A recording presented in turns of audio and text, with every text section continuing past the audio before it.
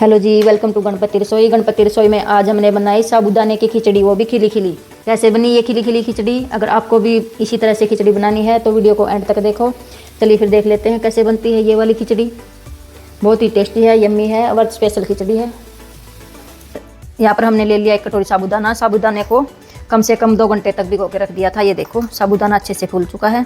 साबूदाना लेने के बाद अब लेंगे 1 कटोरी मूंगफली, 2 से 3 लाल मिर्चें, थोड़ा सा लेंगे अदरक और 2 लेंगे आलू उबले हुए। इस तरह से काट लेंगे आलू को।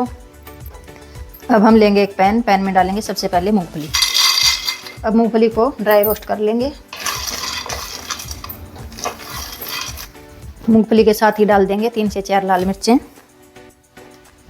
और थोड़ा सा डालेंगे अदरक। इनको हल्का सा भुनेंगे। तब तक मूंगफली की नमी नहीं निकल जाती, तब तक मूंगफली को भुनेंगे। ये काम आपको स्लो फ्लेम पर करना होगा और थोड़ी देर बाद ही मूंगफली अच्छे से भुन चुकी होगी। ये देखो मूंगफली अच्छे से ड्राई रोस्ट हो चुकी है। अब इसका दरदरा पाउडर बना लेंगे। ये देखो इस तरह से हमने मूंगफली का दरदरा पाउडर बना लिया है। साथ में ही हमने मिर्चें डाल दी थी। अगर आप मिर्च स्किप करना चाहो तो कर सकते हो। ये देखो इससे ज़्यादा फाइन मूंगफली को नहीं पीसना है। अगर आपको साबूदाने की खिली खिली खिचड़ी बनानी है तो मूंगफली को आपको इसी तरह से पीसना होगा। अगर आपने ज़्यादा बारीक पीस दिया तो खिचड़ी चिपक जाएगी। अब हम वापस फिर से आते हैं पैन की तरफ। पैन में डालेंगे थोड़ा सा घी। अगर आप वैसे बना रहे हो तो आप तेल में बना सकते हो। घी गर्म होने पर अब डालेंगे जीरा 1 चम्मच। अगर आप डालना चाहो तो व्रत में अगर आप खाते हो तो डालना, वरना स्किप कर देना। इसी के साथ ही डालेंगे मुट्ठी भर मूंगफली। मूंगफली को भी रोस्ट कर लेंगे।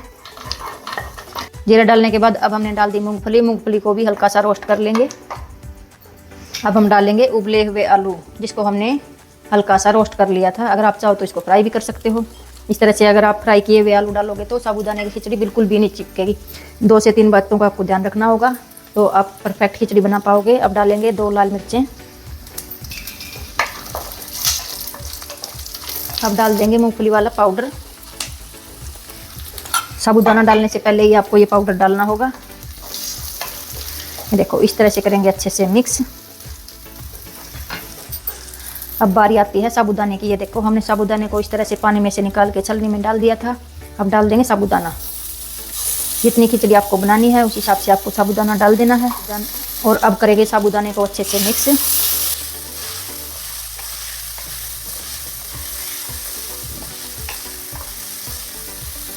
ये देखो इस तरह से साबूदाने को अच्छे से मिक्स कर लेना है। एक बार तो लगेगा आपको कि पैन के ऊपर चिपक गया है, लेकिन चिपकेगा नहीं। अगर थोड़ी देर पकाओगे तो बिल्कुल भी नहीं चिपकेगा। थोड़ी देर में अपने आप पैन को छोड़ देगा। अगर आपको ऐसा लगता है कि आप इस पैन में नहीं बना पाओगे तो आप नॉन स्टिक पैन में बनाओगे तो बिल्कुल भी नहीं चिपकेगा साबूदाना। ये देखो थोड़ी देर बाद साबूदाने ने पैन को छोड़ दिया है। अब क्या करेंगे, साबूदाना अच्छे से ट्रांसपेरेंट भी दिखने लगा। ये देखो आप देख सकते हो साबूदाना इस तरह से दिखने लगेगा तो समझो कि साबूदाना अच्छे से पक चुका है। अब देखो पैन गर्म है। अब साबूदाना हमारा बन चुका है। अब क्या करेंगे, ढक्कन लगा के रख देंगे। जो भी पैन की हीट है उसी में साबूदाना अच्छे से पक जाएगा और नीचे अगर चिपका हुआ है तो वो भी छोड़ देगा। इस तरह से 2 से 3 मिनट रख के रख देंगे। फिर इसको चेक करेंगे। अब हमने गैस बंद कर दी है। 2 से 3 मिनट बाद एक बार चेक कर लेते हैं। अब आप देख सकते हो अब हमारा साबूदाना अच्छे से बन चुका है। अब ऊपर से डाल देंगे हरा धनिया, बारीक कटा हुआ हरा धनिया। अब इसको भी कर लेंगे अच्छे से मिक्स।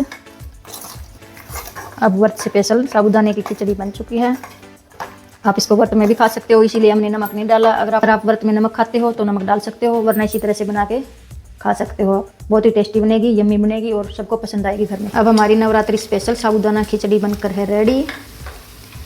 आप नवरात्रि पे खाओ, शिवरात्रि पे खाओ, वैसे व्रत में खाओ, या आप वैसे भी खा सकते हो। इसको हेल्दी भी बहुत अच्छी है ये।